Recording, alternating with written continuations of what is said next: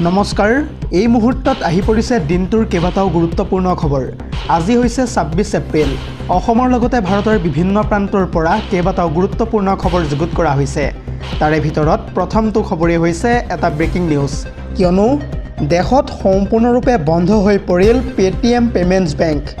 গ্ৰাহকৰ ধন অসুৰক্ষিত হোৱাৰ অভিযোগৰ পিছতেই পেটিএম পেমেণ্টছ বেংক লিমিটেডৰ অনুজ্ঞাপত্ৰ বাতিল কৰিলে RBI। অৱশ্যে পূৰ্বৰ দৰেই চলি থাকিব পেটিএমৰ UPI পেমেণ্ট। পৰৱৰ্তী খবৰটো হৈছে মাৰাত্মক ৰোগ কেঞ্চাৰত এইবাৰ আক্ৰান্ত হৈছে ইজৰাইলৰ প্ৰধানমন্ত্ৰী বেঞ্জামিন নেতানিয়াহু।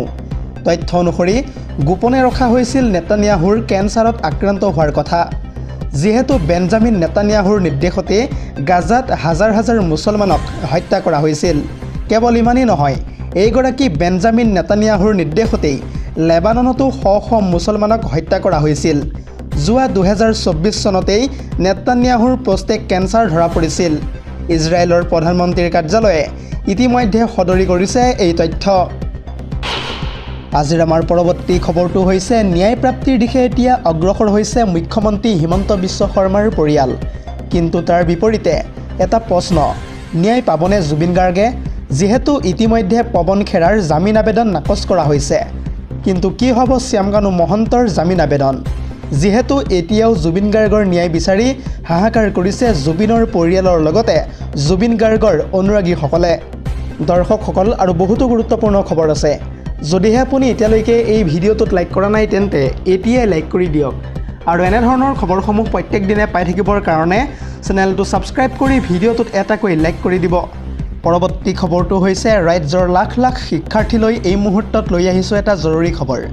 এছেবৰ শৈক্ষিক দিনপঞ্জীত ইতিমধ্যে অন্তৰ্ভুক্ত কৰা হৈছে জুবিন গাৰ্গৰ মহান বাণী। প্ৰাণৰ শিল্পী জুবিন গাৰ্গক লৈ ইতিমধ্যে ডাঙৰ সিদ্ধান্ত গ্ৰহণ কৰিছে ৰাজ্য চৰকাৰে।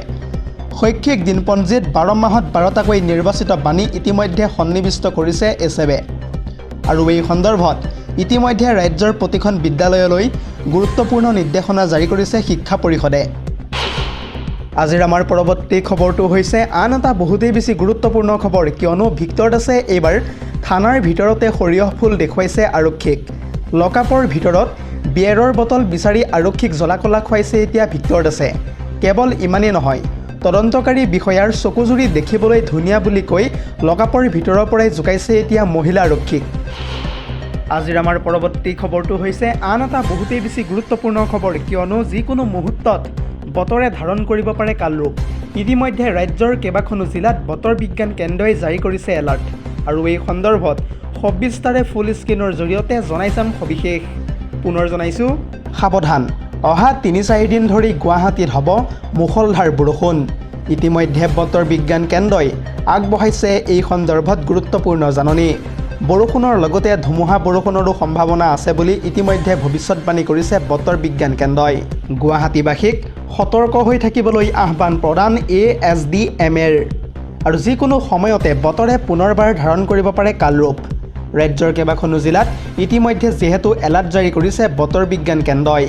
বিগত কেইবাদিনৰ পৰা বিভিন্ন প্ৰান্তত যিহেতু বতৰে ধাৰণ কৰিছে কালৰূপ, ঠিক তেনেদৰে আগন্তুক ৪ দিন পৰ্যন্ত ৰাজ্যৰ প্ৰান্তে প্ৰান্তে বৰষুণ, শিলাবৃষ্টি আৰু ধুমুহা আহিব বুলি ইতিমধ্যে ভৱিষ্যতবাণী কৰিছে বৰঝাৰস্থিত আঞ্চলিক বতৰ বিজ্ঞান কেন্দ্ৰই।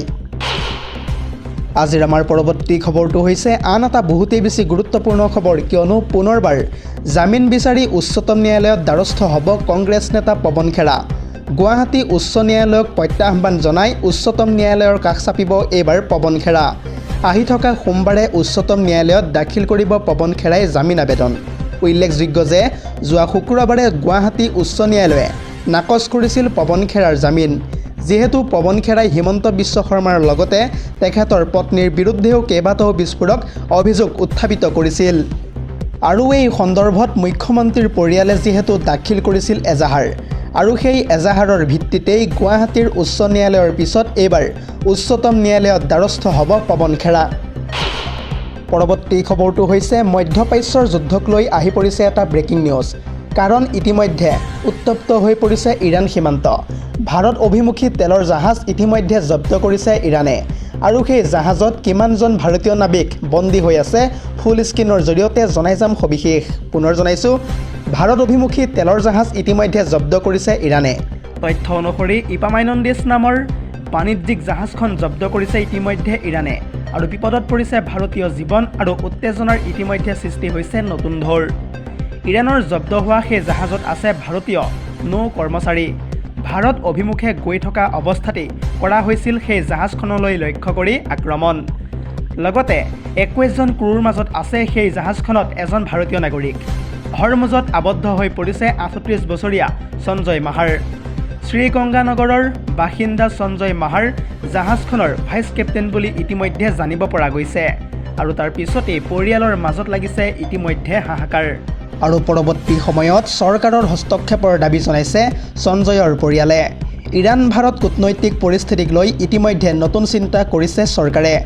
IRGCয়ে যিহেতু হৰমুজ প্ৰণালীত দুখনকৈ বিদেশী মালবাহী জাহাজ জব্দ কৰিছিল, ইয়াৰে ভিতৰত আছিল ভাৰতলৈ আহি থকা এখন জাহাজ। যিহেতু 22 এপ্ৰিল তাৰিখেই দুখন কণ্টেইনাৰ কঢ়িওৱা জাহাজ জব্দ কৰিছিল IRGCয়ে। আৰু ইয়াৰে ভিতৰত লাইবেৰিয়াৰ পতাকা থকা ইপামাইনন্দিছ নামৰ জাহাজখন গুজৰাটৰ মুন্দ্ৰা বন্দৰলৈ আহি আছিল।